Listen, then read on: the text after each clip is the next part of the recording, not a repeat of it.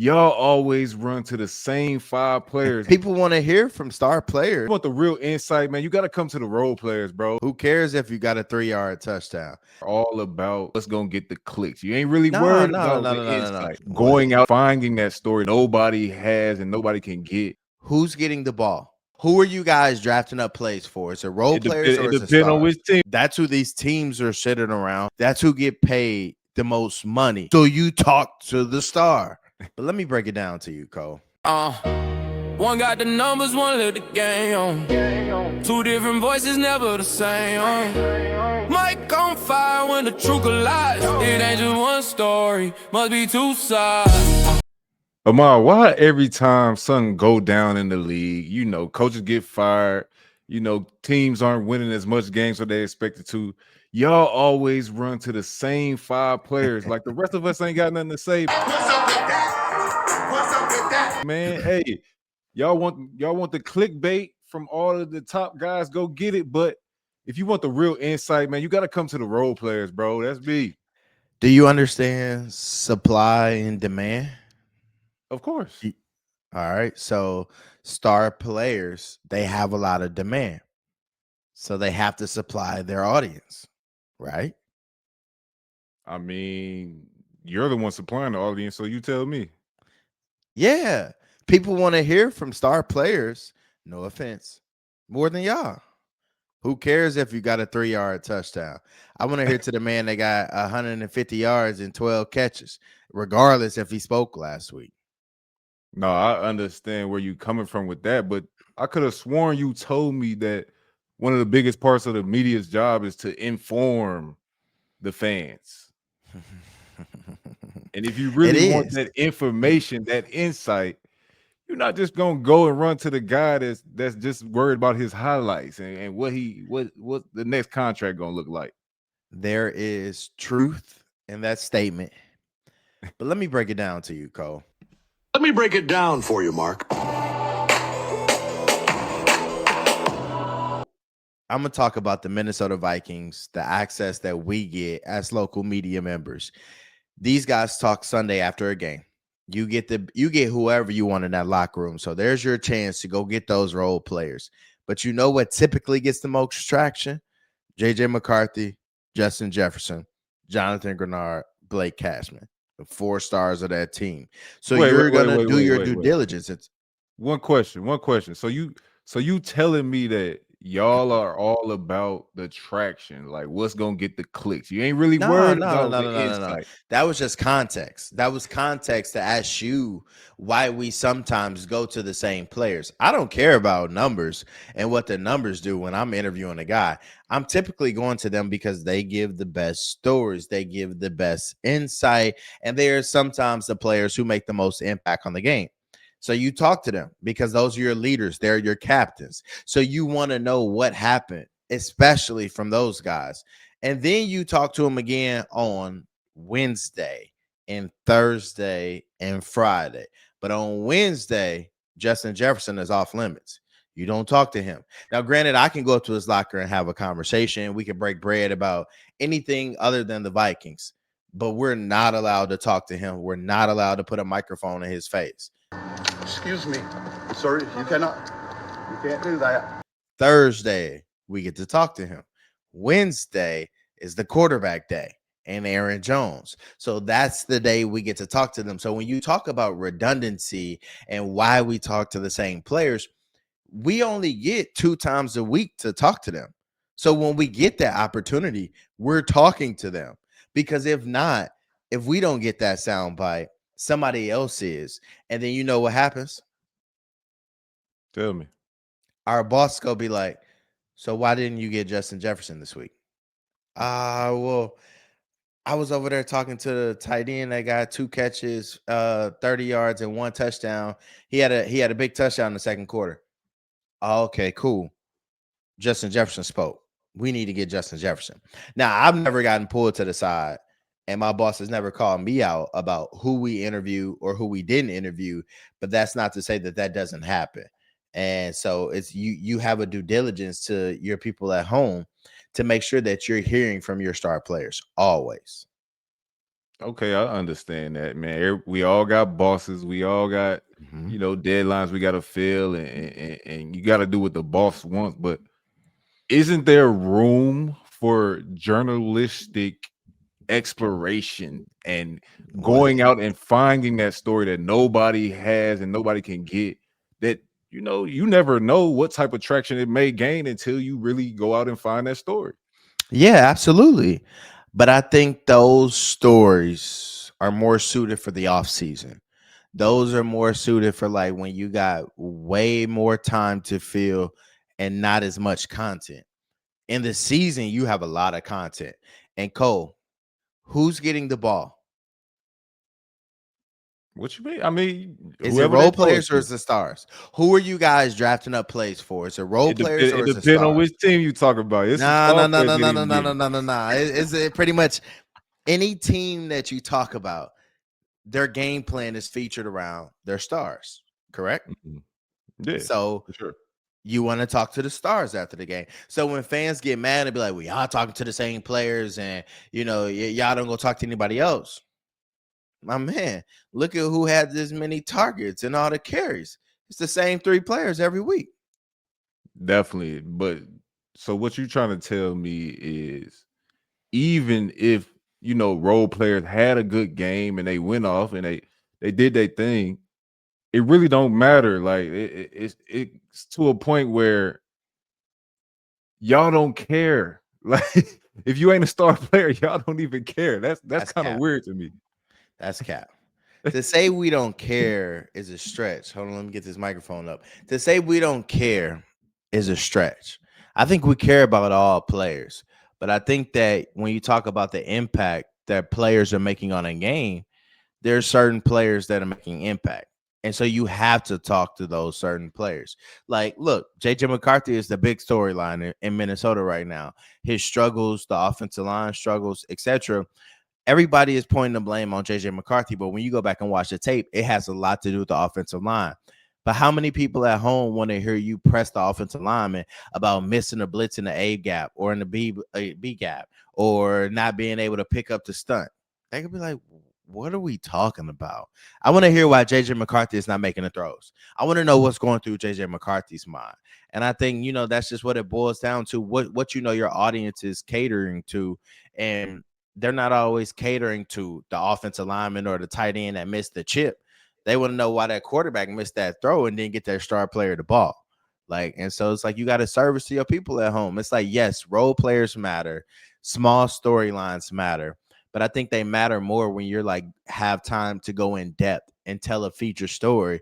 Whereas in like local TV, journalists, columnists, beat writers, we got deadlines, we got stories to meet, we got articles to publish, we got sportscasts to put together, and you need to get the immediate storyline out there. And the immediate storyline sometimes is not that role player, it's about the star. That's who these teams are sitting around. That's who get paid the most money. So you talk to the star. No disrespect to the role players. Hey, look, man, you said something and you kind of generalized it. You said we care about all players. I don't Mhm. know about that, bro. Like I Subjective. went Subjective. I went 3 years at the Tennessee Titans before all the reporters even knew how to pronounce my name, bro. So it's a story that comes to mind, man. When I was with the Titans, I was leading the team in touchdowns at the time, bro. And we were 10 weeks into the season. Um, and I was leading the team with receiving touchdowns. And that was a scenario where, a reporter had to ask me some questions at that point because what's this role player doing leading the team, I guess. And the question, the tone of the question, the way that he asked it, he said, "Are you surprised that you're leading the team in touchdowns right now?" Uh No, why would I be surprised? Like this is something that I work my tail off to do. This is something that I've put in work all my life to do. Nobody here is surprised, and I'm not surprised. The only one surprised is you because you didn't even know how to pronounce my name before you looked on the stat sheet and seen that I was leading the team in touchdowns. All right. So that journalist should have did his homework. He should have known your name. But let me ask you a question. Who was the highest paid receiver on that team that year? Highest paid. That's questionable. I don't know. I think Okay. AJ Let me let Brown me was let me on the fr- let, rookie let me contract. rephrase it. Let me dumb it down. During training camp, Mhm. who was the number one wide receiver that all the plays were drawn up for on that said team that you're talking about? AJ Brown, yeah, for sure. Okay. So you're telling me that coming into the season, you expected to score more touchdowns than AJ Brown? Look, man, it was never No, about no, no, no, no, no, no, no, no, no. No, no, expectation. no, no, no. That's a yes or no question. I didn't have any expectations for AJ as compared to myself. I look inwardly. I So expect that's myself to do as much as I possibly can every time I go out there. so Yes. that's why that's a legitimate question. Are you surprised to score to be leading your team in touchdown receptions? Because heading into this season, everyone knew who the most important, second most important player is on that team, and Mhm. who should be scoring a lot of touchdowns. He's getting paid a lot of money. He was For me, drafted high. bro, for me, it was less about the legitimacy of the question. Like I understand fans might want to fans might want to know about this thing. Like maybe a lot of fans are surprised, maybe a lot of media members are surprised. But for Right. me, it was more about the tonality of the question, the way that he asked it in a condescending way.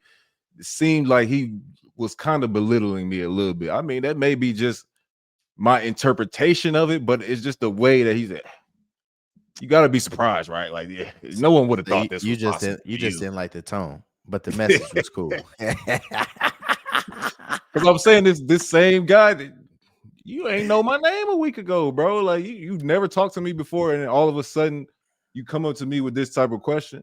Man, I ain't surprised, bro. Like I work every day, I work my tail off for this, and nobody in this building is surprised either, man. And Look, that's just what it is. I think all journalists should know who they're interviewing, should know how to say their names. I will say that. I will Of course. say that that question is legitimate though, because maybe his tone was a little off. Maybe he could have changed his tone a little bit, but I think it's fair because I think people at home are probably thinking some of the same things.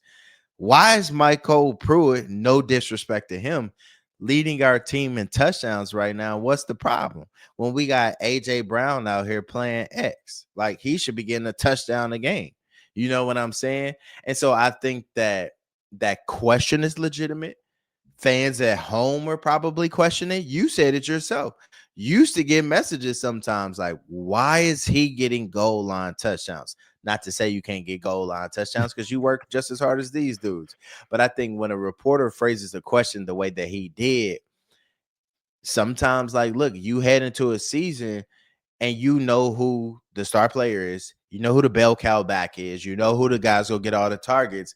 And then when someone is not getting those targets or living up to those lofty expectations and someone else is succeeding, then you're kind of like, this is surprising. What's the reason behind this? Is it because this player is just as good and he's, emerging as a superstar? Or is it the fact that like this team is underperforming a little bit and they're having problems getting their stars the ball?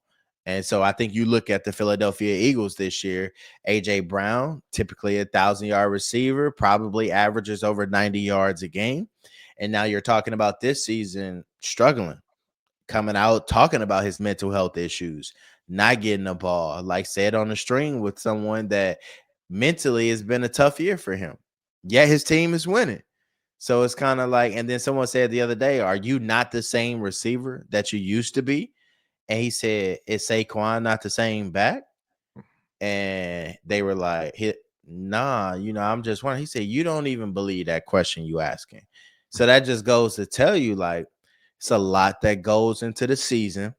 There's a lot of variables about why said player is succeeding or not succeeding.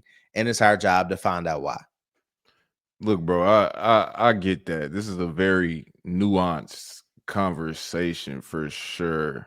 Um, I just think when it comes to the point where you guys actually are going out and interviewing role players for whatever reason that it may be. They had a good game, they're having a good season, whatever it may be. I just think that there needs to be an actual relationship established beforehand. Y'all, I understand that y'all gonna go to these star players and y'all gonna be very familiar with them because you're talking to them every day. But Yeah. when it comes to us, you blindside us with questions when it's convenient for you, and you never really do the background homework to make those questions stick and really have a good back and forth between the interviewer and the interviewee because there's no connection there. Who's to say that we're not having conversations with you guys without putting a microphone in your face? I feel like I have some of the best Yeah. conversations.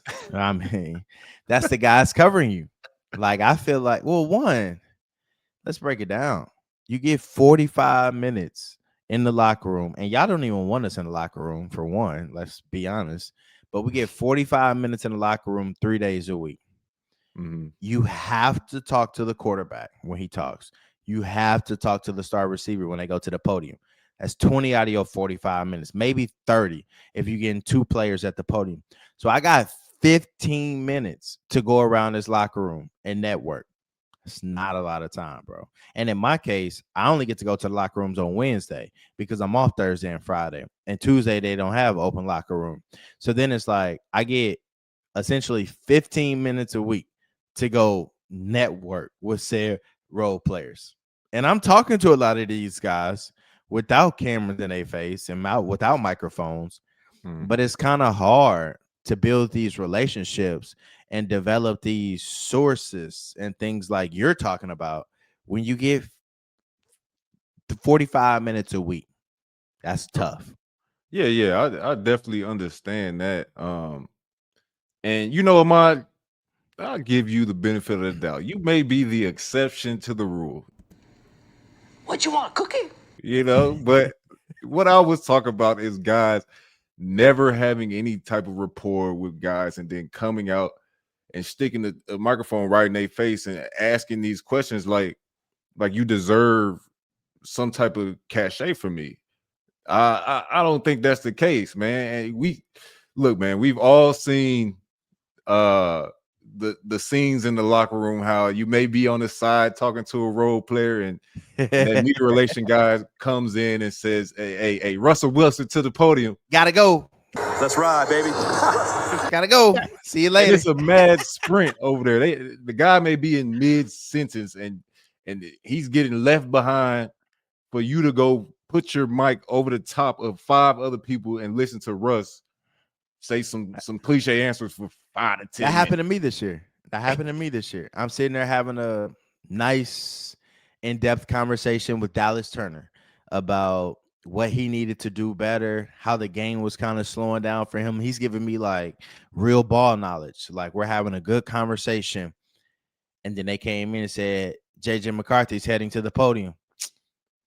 All right, Dallas gotta go. Like, good conversation, but I gotta rap with you later. You know what I'm saying? Like, cause I gotta go hear what he's saying. Because if I miss what he's saying and we don't get that interview, whoo, every station go have it. Wednesday at 5:00 and 6:00. And if we ain't got it, you gotta answer for that. So just covering my butt. We just covering our butts. I feel it, man. Hey, do what you got to do. Do what you got to do. But I'm I think, saying, yeah, hey, if go you ahead. keep going for the low hanging fruit, that's what you're gonna get. The fruit of your labors, man. Hey, go over to that next locker over there. Ain't nobody going to, man. Go dig for a gym, bro. I understand that. But what I want people at home to understand, when y'all get annoyed with a media member and y'all say y'all talk to the same players every week and this and that, just ask yourself, if we ain't talking to that player and they say something viral and we ain't got it, and this is your place where you consume news and you don't follow another source or news outlet, you could be like, dang, why ain't they get that? Double-edged sword. Hey, man, double-edged sword for sure. Hey, just like a lot of these interactions between media and athletes, bro. And if y'all love this conversation today, make sure y'all tune in to our latest where we go in depth into the parallel worlds and answer some fan questions, man. Y'all won't want to miss that one, man. Check it out right here at the link in the bio.